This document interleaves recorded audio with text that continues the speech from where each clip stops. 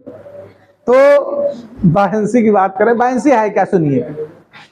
जब हम लोग किसी ऑब्जेक्ट को किसी लिक्विड में इमर्ज कराएंगे ना, तो इमर्ज करते समय उस ऑब्जेक्ट पर लिक्विड एक फोर्स अप्लाई करेगा अपवर्ड को। ये जो फोर्स अप्लाइड होगा लिक्विड का ऑब्जेक्ट पर, उससे बायंट फोर्स बोलेंगे, या फिर इसी को हम अप थ्रस्ट बोलेंगे।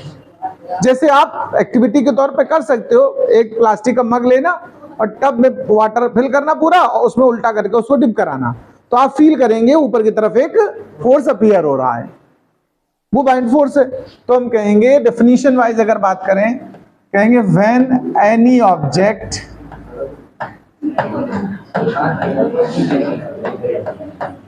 immersed in liquid, immersed in liquid, then liquid applies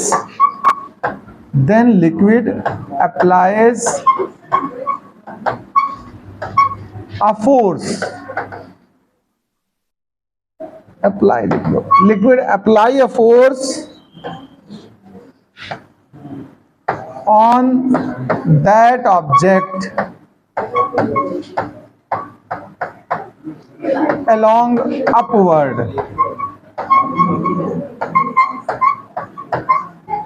This force is called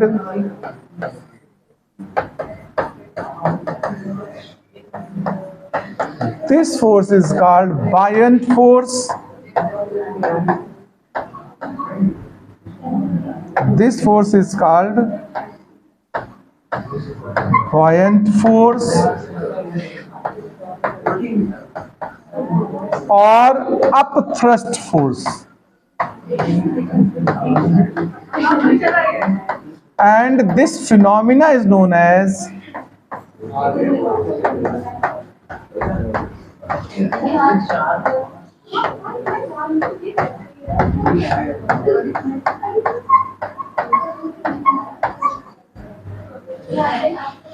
buoyancy.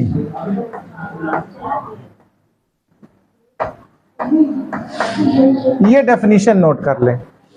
देखो, बायंसी के बाद हम बात करते हैं आर्किमिडीज प्रिंसिपल की। ये भी बड़ा इंपॉर्टेंट है। आपको पता आर्किमिडीज का एरा कौन सा था, कब इन्होंने बताया होगा? गेस करो, आर्किमिडीज ने ये अपना प्रिंसिपल कब दिया होगा? एक लोग। हाँ, किसने बोला? क्या बोला? 300 BC। और किसने क्या बोला? 19, कोई 17, 225। ध्यान देना, 225 BC। आपको पता चंद्रगुप्त मौर्य का एरा क्या था? टाइमिंग क्या थी ना? चंद्रगुप्त मौर्य ने सेल्यूकस निकेटर 305 BC में, यानी इनसे पहले, जितना बड़ी वैल्यू बिफोर है मतलब, तब हराया है। और जो सिकंदर आया था यूनान से, ग्रीक से, वो 325 पर आया था। यानी ये जो आर्किमिडीज हैं वो सिकंदर के 100 साल बाद हुए हैं, उसी कंट्री में, यूनान में, ग्रीक में। अलेक्जेंडर बोलते हैं ना सिकंदर को। अलेक्जेंडर का टाइम क्या था? 325। चंद्रगुप्त नहीं था उस समय, ध्यान रखना। चंद्रगुप्त ने सिकंदर का सामना नहीं किया, बिल्कुल आमना सामना तक नहीं हुआ। सिकंदर का जो सेनापति था सेल्यूकस निकेटर, उसकी लड़ाई हुई है चंद्रगुप्त से बाद में, 20 ईयर आफ्टर। बात समझते हो? कहा जाता सेल्यूकस हार गया था और उसने अपनी पुत्री की शादी इनसे कर दी थी और साथ में तमाम चीजें दी थी। ठीक है, खैर चलो वापस आते हैं अपनी बात पे। चंद्रगुप्त के साथ तो चंद्रगुप्त ने सामना सिकंदर का ना करके उनके सेनापति का 20 साल बाद, यानी चंद्रगुप्त के मरने के बाद, उसके सिकंदर के मरने के बाद, हेलेना जो भी, खैर छोड़ो। अब बात कर, फिर आर्किमिडीज पे आते हैं वापस। तो आर्किमिडीज का प्रिंसिपल ये सोचो कितना पुराना, 2000 साल तो ये निकल चुके, 2023 चल रहा कि नहीं चल रहा है, और 225 और, तो 2300 साल लगभग पहले की बात है जब ये प्रिंसिपल डेवलप हुआ। ये डेवलप क्यों हुआ, लॉजिक थोड़ा बता देते हैं, टॉपिक पे तो आएंगे ही। ये जो आर्किमिडीज का प्रिंसिपल यूं ही नहीं आ गया कि काम नहीं था आर्किमिडीज के पास तो प्रिंसिपल दे दिया कुछ एक। हमेशा से ध्यान रखना, दो तरह के लोग संसार में ज्यादा पाए गए, बुद्धिजीवी और श्रमजीवी। बुद्धिजीवी नहीं बोलते लोग कि बुद्धिजीवी, इंटेलेक्चुअल्स। बुद्धिजीवी का तात्पर्य जो बुद्धि से पैसा कमाते हैं, श्रम नहीं करते, ज्यादा मेहनत नहीं करते हैं, वो होते हैं बुद्धिजीवी, इंटेलेक्चुअल्स। जैसे टीचर्स, जैसे डॉक्टर्स, जैसे इंजीनियर्स, ये सब क्या हैं? लेखक, राइटर्स वगैरह, ये सब क्या होते हैं? बुद्धिजीवी। साइंटिस्ट, ब्रेन, उनका जो मतलब कह सकते हो व्यापार है, बिजनेस, वो ब्रेन का केवल है और कुछ नहीं। अब एक पोएट है, कविता लिखता है, वो भाई कौन सा शेयर मार्केट में पैसा लगाए है, उसने लिख दिया, बढ़िया लिख दिया, पब्लिशर ले गए, रॉयल्टी मिल रही धड़ाधड़। तो पहले भी ऐसे होते थे। और श्रमजीवी जो केवल लेबर ज्यादा करते हैं, परिश्रम ज्यादा करते हैं, मैकेनिक्स, मजदूर, ये सब चीजें। तो ये जो यानी उस समय भी राजा लोग इंटेलेक्चुअल्स को अपने यहां दरबार में रखते थे और सम्मान पूरा, रिस्पेक्ट। इंटेलेक्चुअल्स का हमेशा रिस्पेक्ट हुई है, बुद्धि का तो हमेशा पूजा हुई भाई। तो एक बार की बात है, वहां के जो भी राजा रहे होंगे, उन्होंने एक क्राउन बनाने के लिए सुनार से कहा। क्राउन समझते हो ना? ताज। सोना और चांदी उसने यूज किया, बहुत सुंदर क्राउन बना। लेकिन अब व्यापारी लोग, बिजनेसमैन, सुनार, उसने थोड़ा रेशियो उल्टा कर दिया। सोना कम यूज हुआ था, चांदी ज्यादा, लेकिन उसने दिखा दिया, जो बिल बना के दिया राजा को, कि सोना ज्यादा यूज हुआ, चांदी कम यूज हुई। बेईमानी कर लिया नहीं। राजा को चूंकि वो पसंद ज्यादा आया, वो तोड़ना नहीं चाहता था उसको, वो जानना चाहता था लेकिन असलियत क्या है। अब ये काम किसको दे राजा? सोचे ये खा रहे हैं बड़े बड़े आर्किमिडीज, महीने महीने पेमेंट उठा रहे हैं, तो इनको ऐसा काम दिया जाए, इंटेलेक्चुअल है। तब इनको टारगेट दिया कि पता करो इसमें कितना सोना इस्तेमाल है और कितनी चांदी। यही इनके दिमाग में चल रहा था। कहा जाता है एक दिन ये नहाने गए, तब रहा होगा बात, तब उसमें जैसे ही घुसे तो वाटर बाहर डिस्प्लेस हुआ। वहां से इनके दिमाग में रिलेटिव डेंसिटी का कॉन्सेप्ट आया। उसी के आधार पर बाद में इन्होंने उस क्राउन का रेशियो निकाल कर टोटल मास में उसको डिवाइड कर दिया कि इतना केजी गोल्ड और इतना केजी सिल्वर यूज हुआ है। ये जब उनके दिमाग में नहाते समय जैसे वो कूदे टब में अपने, जब बात ये दिमाग में आई तो इतना ज्यादा खुश हो गए, प्रसन्न हुए कि उसी पोस्चर में भाग खड़े हुए राजा के दरबार के लिए, चिल्लाते हुए यूरेका यूरेका, मतलब आई गॉट इट, मतलब फाइंड कर लिया, खोज लिया, पता कर लिया, कुछ भी मान लो। ये वर्ड यूरेका है, उसका मतलब यूरेका सुना है कंपनी, यही वर्ड से बनी है। तो यूरेका वर्ड आर्किमिडीज से रिलेटेड है। अब वो भागे तो पीछे कुत्ते भी भागे होंगे, सीधी बात है। उस समय हम नहीं थे। तो मैं बात करता हूं प्रिंसिपल की आर्किमिडीज की। आर्किमिडीज ने कहा था कि अगर कोई ऑब्जेक्ट फुली या फिर पार्शियली किसी लिक्विड में इमर्ज कराया जाए, डिप कराया जाए, तो लिक्विड को वो डिस्प्लेस करेगा। और जो लिक्विड डिस्प्लेस होगा, ध्यान रखना, liquid displace by any object, volume दोनों का इक्वल होगा। वो क्या करेगा? अपने वॉल्यूम के इक्वल लिक्विड को डिस्प्लेस कर देगा।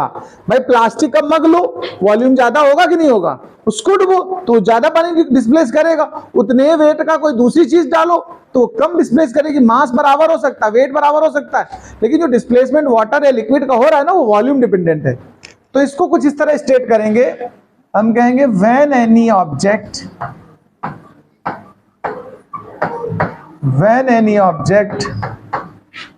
immersed in liquid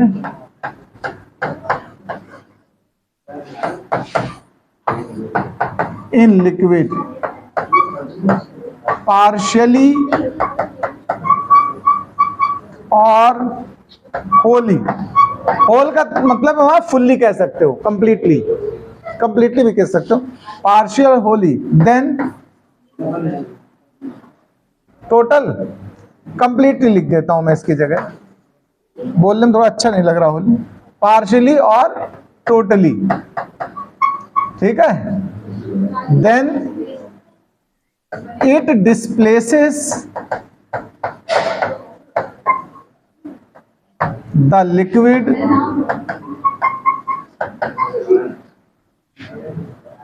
with same amount of volume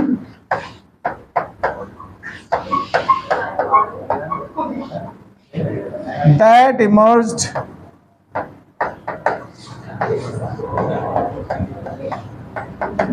in liquid, यानी जितना वॉल्यूम इमर्ज होगा उतने ही अमाउंट का लिक्विड वो डिस्प्लेस करेगा, फ्लो आउट करेगा। इसको नोट करें, ये स्टेटमेंट है। देखो, जब लिक्विड में आप डिप करा रहे हैं ऑब्जेक्ट को ना, तो एक्चुअल वेट अपीयर नहीं होगा, कुछ रिड्यूस वेट अपीयर होता है। आप एक्टिविटी भी कर सकते हो। क्या करिए, अगर आसपास कहीं कुआं हो आपके घर के, अगर उसमें पानी है अभी भी, तो एक बकेट लीजिए, रस्सी बांधिए और उस बकेट को डुबोइए, उसमें रस्सी पकड़े रहिए। जब तक वो बकेट वाटर के अंदर रहेगी तब तक आपको ज्यादा फोर्स अप्लाई नहीं करना पड़ेगा, इजीली उठेगी। और जैसे वाटर के बाहर आएगी तो जितना वेट है एक्चुअल उसका, उतनी ताकत से आपको खींचना पड़ेगा। यानी वाटर के अंदर ऑब्जेक्ट थोड़ा सा लाइट अपीयर होता है as compare to actual weight. तो कितना अपीयरेंस चेंज हो जाता, हम इसकी बात करने वाले हैं, या कितना वेट अपीयर होगा ये जानना चाहते हैं। अगर मान लो कुआं नहीं भी है, कुछ लोग कहें सर हमारे तो घर के आसपास कुआं नहीं, हम कहाँ एक्सपेरिमेंट करें, तो गंगा बरात चले जाओ, एक रस्सी बाल्टी लिए जाओ अपनी और आराम से पुल से नीचे डुबा के चेक कर लो। चलो आसपास कहीं कुआं होगा पता कर लो, शायद जागेश्वर मंदिर में है कुआं, वहां जाके डूबो, ठीक है। अच्छा, तो सुनिए, अपरेंट वेट कितना होगा, तरीका समझो। अगर हम अपरेंट वेट पता कर रहे हैं तो देखो, जो एक्चुअल वेट होगा ऑब्जेक्ट का वो तो डाउनवर्ड काम करेगा। एक्चुअल वेट डाउनवर्ड काम करता है, और थ्रस्ट फोर्स अपवर्ड काम करता है।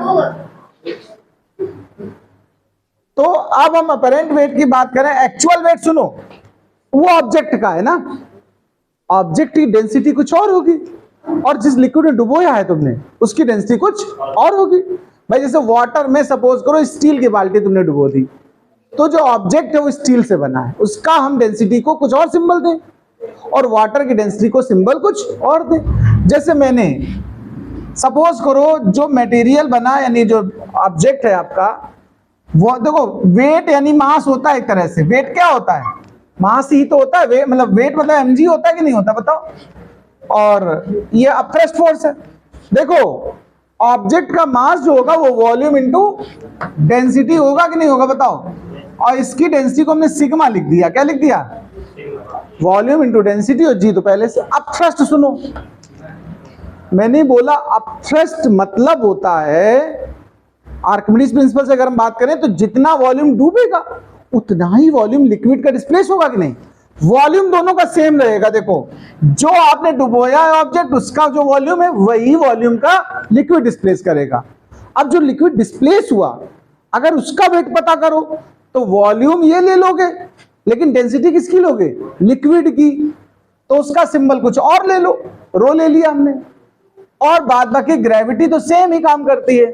तो यानी कि अगर कभी हमें अपरेंट वेट निकालना पड़े तो हमें ये कॉन्सेप्ट यूज करना पड़ेगा। देखो यानी रियल वेट, ये भी तो कह सकते हो, ऐसे भी तो लिख सकते हो। देखो ऑब्जेक्ट का जो रियल वेट है उसमें से क्या हमने हटाया, बताओ। अब थ्रस्ट फोर्स हटा दो, ध्यान से समझना भाई, तभी तो अपरेंट वेट आ पाएगा। इसी में देखो कुछ कॉमन लेना चाहो तो कॉमन ले लो। देखो V और G कॉमन हो जाएगा तो सिग्मा माइनस रो, ये अपरेंट वेट का फॉर्मूला आएगा। और भी ऐसे लिख सकते हो, देखो एक और लाइन बढ़ा सकते हो। जो ऑब्जेक्ट तुमने लिया, देखो अगर हम पूरा इसको भी कॉमन ले लें, सिग्मा को भी, तो V सिग्मा G पूरा कॉमन हो जाएगा, तो 1 माइनस रो बाई सिग्मा आ जाएगा कि नहीं आ जाएगा, बताओ। लिखने का अपना स्टाइल है। या लिक्विड का वैल्यू तुम्हें पता हो तो उसको निकाल लो, एक फॉर्म चेंज हो सकता है। मतलब ये जैसे ऑब्जेक्ट का मास आ गया, किसका निकाला हमने भी, तो हम कह सकते हैं रियल वेट, ये देखो यही तो रियल वेट है कि नहीं। देखो real weight V sigma g है, तो real weight bracket 1 minus density of liquid, देखो density of liquid by density of solid, जो तुमने डुबोया यानी, ठीक है। तो ये भी एक फॉर्मूला अपेरेंट वेट का निकल आएगा। अगर आपको रियल वेट पता हो, दोनों की डेंसिटी पता हो, तो हम इस फॉर्मूले का इस्तेमाल करेंगे। ये जब यूज होगा तब आप बनाइएगा, फिलहाल इसको कॉन्सेप्ट में समझ लें। देखो टॉपिक हमारा है लॉ ऑफ फ्लोटेशन। फ्लोट करने के लिए क्या कॉन्सेप्ट यूज होगा, मैं उसकी बात करने वाला हूं। यानी कि तैरने, स्विमिंग के लिए कौन सा कॉन्सेप्ट यूज होता है। आप देखो आज से तैरना सीख जाओगे, लॉ सिखा दे रहे तुम्हें, हम देखो थ्योरी बता दे रहे, तुम आधी जाके या कल सवेरे उठ के सीधा गंगा में कूद जाना और आराम से तैरोगे, उसमें कोई दिक्कत नहीं, ठीक है। और अगर कुछ दिक्कत हो तो ये लॉ याद कर लेना कि ऐसे बताया गया था, बस अगर इसको लर्न कर लोगे तो तैर लोगे। आओ देखते हैं, देखो जरा समझना। अगर किसी ऑब्जेक्ट को मैंने, ध्यान से समझना बेटा राजा, देखो 3 सिचुएशंस आएंगी किसी भी ऑब्जेक्ट के फ्लोट करने में। मैं तीनों सिचुएशंस आपके सामने पहले ले रहा हूं, फिर मैं इनको एक्सप्लेन करूंगा। एक ही ऑब्जेक्ट है, 3 अलग अलग पोजीशन पे समझा रहे हैं। देखो मेरी बात को एक बार सुनना। ये जो ऑब्जेक्ट हमने लिया हुआ है, चूज किया है, इसमें देखो लिक्विड में 2 फोर्स काम करेंगे। एक फोर्स होता है जो अपवर्ड काम करता है, उसको हम लोग क्या बोलते हो, अप थ्रस्ट। क्या बोलते हो भैया लोग, अच्छा बच्चा, ठीक है। और इसका जो अपना वेट होता है वो किधर काम करता है, डाउनवर्ड काम करता है। अब थ्रस्ट के लिए चलो सिंबल यू बना ले रहे हैं, और वेट के लिए हम डब्ल्यू यूज कर ले रहे हैं। हर जगह यही सिचुएशन होगी। देखो एक फोर्स अप थ्रस्ट काम करेगा और एक वेट काम करेगा, एक अप थ्रस्ट काम करेगा और एक वेट काम करेगा। सुनिए फ्लोटेशन के लिए रूल क्या है। मेन फ्लोटेशन ये कहता है, ध्यान रखना, अगर जो डिस्प्लेस्ड लिक्विड है उसका वॉल्यूम, यानी इसका वेट कह सकते हो चाहे, वेट ध्यान रखिए, अगर ग्रेटर है ऑब्जेक्ट का और जो उसने अपथ्रस्ट यूज किया वो लेस है। ध्यान से समझना बात को। अपथ्रस्ट जो लगा वाटर द्वारा, लिक्विड द्वारा ऑब्जेक्ट पे, उसकी वैल्यू कम है, और जो वेट है ऑब्जेक्ट का उसकी वैल्यू ज्यादा है, तो वो ऑब्जेक्ट सिंक हो जाएगा। क्या होगा, सिंक कर जाएगा, डूब जाएगा। लेकिन अगर वेट और अपथ्रस्ट दोनों इक्वल हैं, तो देखो सिंक किए फ्लोट करेगा, मतलब ऊपर नहीं रहेगा इसका हिस्सा, वाटर के नीचे आ जाएगा, लेकिन वो फ्लोट करेगा। फ्लोट विद सिंकिंग, ये करेगा फ्लोट, हाँ, फ्लोट विद सिंकिंग। कॉन्सेप्ट को समझना भाई, डूबे हुए तैरेगा। और अगर वेट की वैल्यू कम हो जाए और अपथ्रस्ट ज्यादा यूज हो जाए, तो ये थोड़ा बहुत सिंक करते हुए फ्लोट करेगा, या विदाउट सिंकिंग या पार्शियली सिंकिंग, ठीक है। Float with partially sinking, with partial sinking.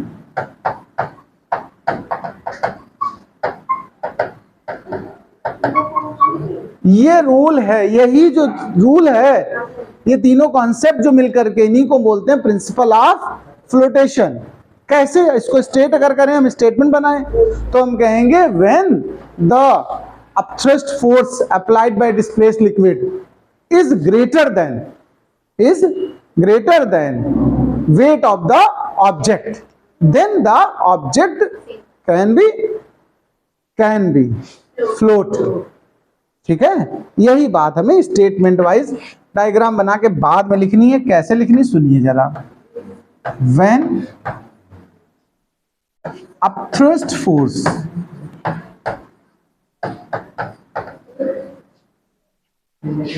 applied by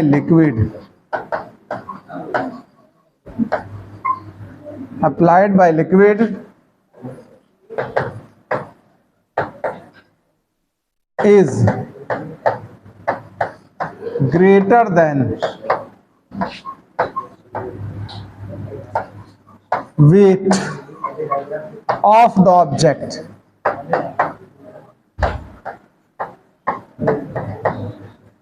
Then object floats. Note कर ले। देखो हम एक टॉपिक और छोटा सा बता देते हैं, fractional submerged volume of floating body. देखिए अगर कोई बॉडी है और अगर उसका वेट खुद का लिक्विड जो डिस्प्लेस हो रहा है उसके वेट से लेस देन है, यानी वो कंडीशन जिसमें मैंने बोला था weight is less than upthrust force, upthrust force ज्यादा हो, तो ऐसी कंडीशन में जो ऑब्जेक्ट है वो पार्शियली सिंक होते हुए फ्लोट करेगा। थर्ड केस जो बनाया था अभी डायग्राम देखो, हम इस सिचुएशन की बात कर रहे हैं। देखो इस सिचुएशन में यानी अगर हमारा वेट लेस देन है अपथ्रस्ट से तो ऑब्जेक्ट पार्शियली डिप हो जाएगा कि नहीं बताओ। तो इसी कंडीशन को आगे बढ़ाते हैं, हम कहेंगे when wait of the body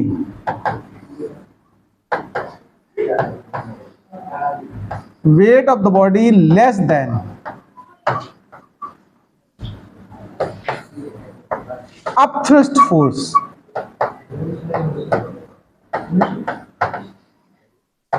then body floats partially sinking.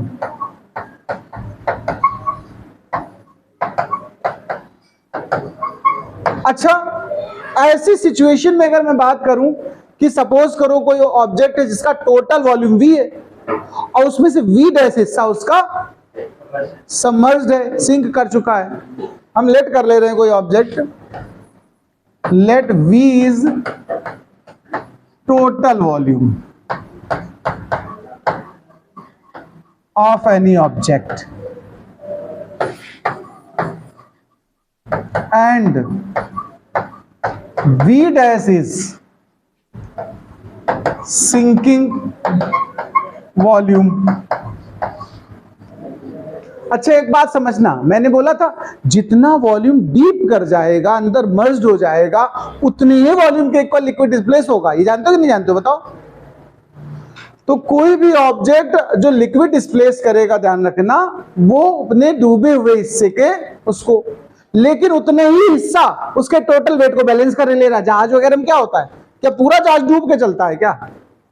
थोड़ा डूबा होता है, थोड़ा ऊपर होता है। तो जितना हिस्सा डूबा होता है, ध्यान रखना, उतने हिस्से के कंपेरेबल जो लिक्विड डिस्प्लेस होता है उसका वेट उस टोटल वॉल्यूम के वेट को बैलेंस कर रहा होता है। यानी कहने का मतलब समझना, हम कहेंगे वेट ऑफ द ऑब्जेक्ट, ध्यान रखिएगा please, weight of object is equal to weight of displaced liquid। यानी जितना लिक्विड डिस्प्लेस हुआ उतना ही वेट ऑब्जेक्ट का है, तब वो बैलेंस हो पाती बात।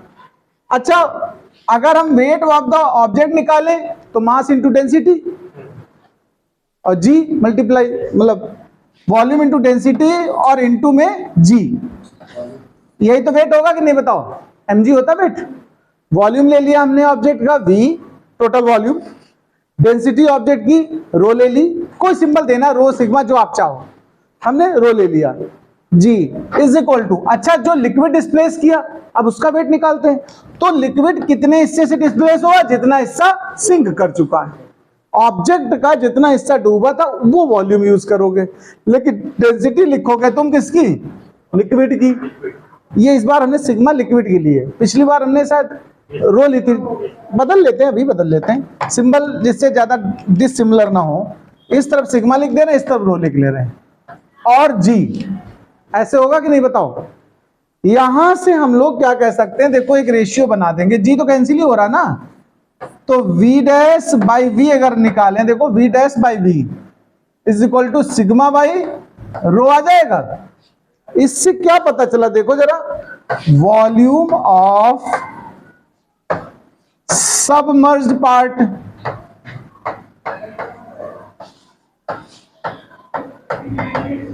Of body upon total volume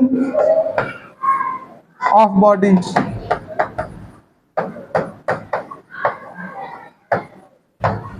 कभी ऐसा कोई कॉन्सेप्ट न्यूमेरिकल पे आए तो ये फॉर्मूला यूज होगा। ये ऊपर डेंसिटी ऑफ ऑब्जेक्ट हुआ कि नहीं, डेंसिटी ऑफ बॉडी, और अपान में देखो डेंसिटी किसकी है, लिक्विड की, डेंसिटी ऑफ लिक्विड। ये एक फॉर्मूला प्रिपेयर हुआ है, कुछ जगह न्यूमेरिकल्स में इसको यूज करूंगा, नोट कर लें। देखिए इसका एक इससे रिलेटेड एक क्वेश्चंस में दे रहा हूं, आप करिएगा घर में, और अगर ना आ पाए बाय द वे तो नेक्स्ट वीडियो में सोल्यूशन देखिएगा। टॉपिक जो रिलेटेड है उसका नाम होता है the tip of the iceberg. क्या बोलते हैं, the tip of the iceberg. Question कुछ इस तरीके से है, the density of ice is 917 kg पर मीटर क्यूब। आइस की डेंसिटी इतनी होती है। What fraction of ice lies between water, कितना हिस्सा वाटर के अंदर होगा आइस का, कहां पर। The density of sea water is, और जो वाटर होता है सी का उसकी डेंसिटी कितनी होती है, 1024 kg पर metre cube. The density of sea water is given. What fraction of iceberg do we see, हमको कितना हिस्सा उसका ऊपर दिखेगा, कितना डूबा होगा, इसकी बात करनी है। Assuming that it has same density as ordinary ice, मतलब जो आइसबर्ग सी में बना है उसकी डेंसिटी वही लेट कर लो जो नॉर्मल आइस की होती है। हालांकि सी के वाटर की डेंसिटी अलग होती है इसलिए थोड़ा चेंज होगा, बट इनका ऐसा लेट कर लो कि जो नॉर्मल आइस की डेंसिटी है वही उस आइसबर्ग की डेंसिटी है, और वो सी में डूबा हुआ है। आपको ये बताना कितना परसेंट इसका हमें ऊपर दिखेगा और कितना नीचे रहेगा। इसको ट्राई करिएगा, अदरवाइज अगले वीडियो में इसका सोल्यूशन देखिएगा। नमस्कार।